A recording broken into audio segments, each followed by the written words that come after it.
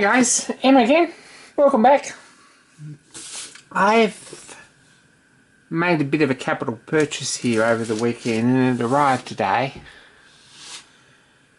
And I thought you might all like a look. I've been looking for a while for one of these, and I think I've mentioned it in a couple of videos. And the one that I had is just rubbish, so this is what I've got. I bought this on eBay from probably not the cheapest seller, but the one with the cheapest postage and the one that was probably closest. Comes in a cardboard sleeve in a black plastic box.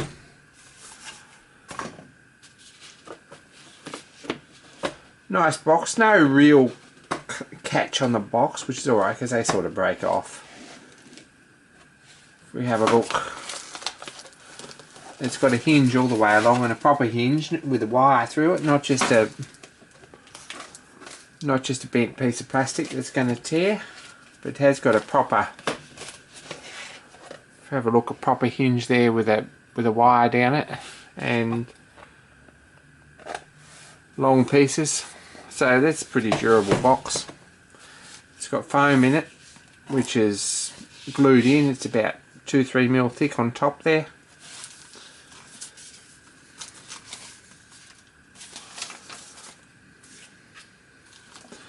It comes with the Moore and Wright certificate, signed by, in the print I think, with the Chief Inspector, Moore and Wright, Sheffield, England. And it's got the serial number there. Everything comes sealed up with a bit of oil on it in a plastic bag. Have a look at this. It's cast iron and everything's precision ground. Lock, bolt and nut and spring are all chemically blackened. A nice level bubble in there, it's nice and stable. It's got a scriber in the end that's actually screw in, which is really nice. Hopefully that won't go missing. Very unlikely I ever use it, but it's a nice scriber. Nice and fine on the end. Sort of a tight fit to screw back in there. It mightn't come out very often, but that's screwed in there. So there's 4 major parts. This one's a bevel projector.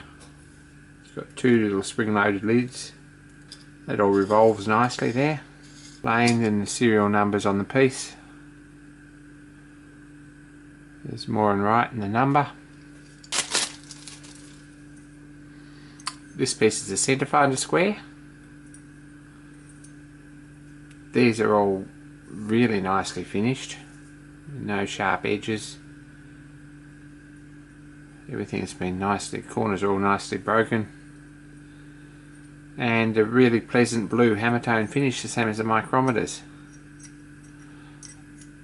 Same deal with these, they're designed with a, if we have a look here, they're designed with a little piece on the end so they don't actually come out, you don't lose them, which is a really nice idea.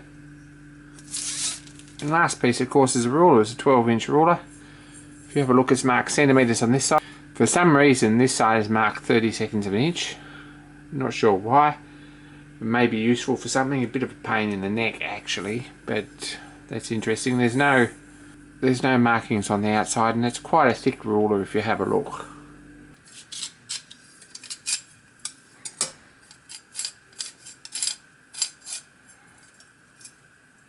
Put that together, it's a really nice unit.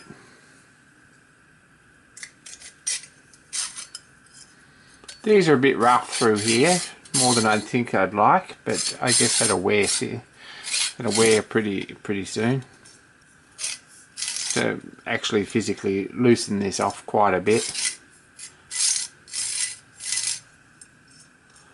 to get it to slide, but it's nice and firm when it is slid together.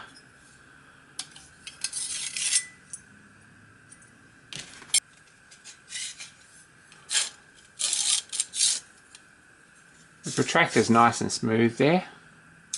It's a little bit rough still along there, and I'm not sure whether that can probably be sorted out or whether it's something that you might have to live with.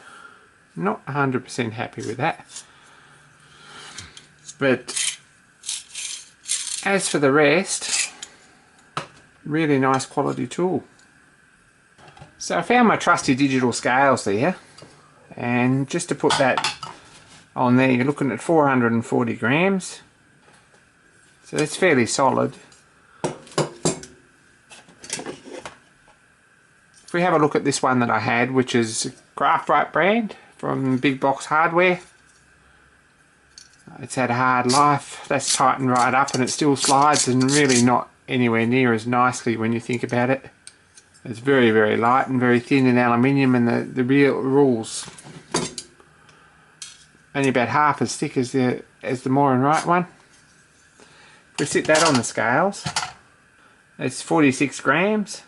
That's 4.6 ounces as compared to 16. So a much nicer looking square. I'm going to give this to someone in a good home or use it for something.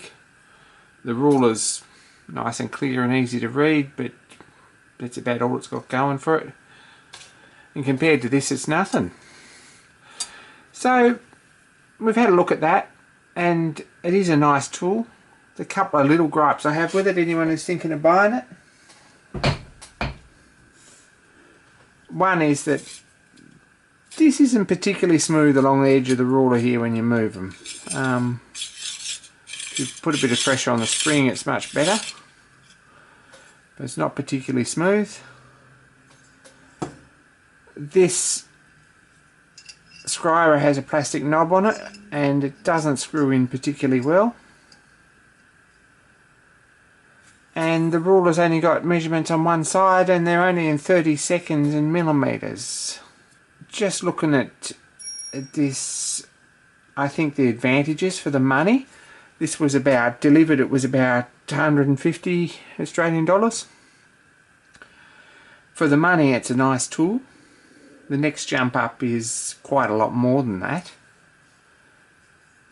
I believe it'll last me for the rest of my life. So I've laid out a block of steel here with some marking glue and found the scriber.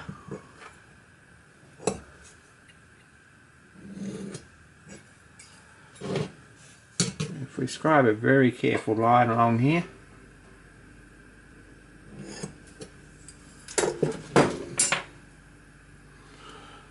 and have a good look there, they're beautiful and parallel. I don't think there's much wrong with that. We've got wet marking blue on the ruler already. I have to get some metho onto that. We've christened it already. And overall I'm very pleased with that. It's a nice purchase. It'll get a lot of good use. And it's something that I've wanted for a while. So that might be helpful if anyone's looking to buy one. I don't know how it stacks up besides a Starrett or even a Raybone Chesterman or whatever else is available out there. But this is a really nice tool, and it comes in a nice box. So thanks for watching, guys, and yeah, more soon.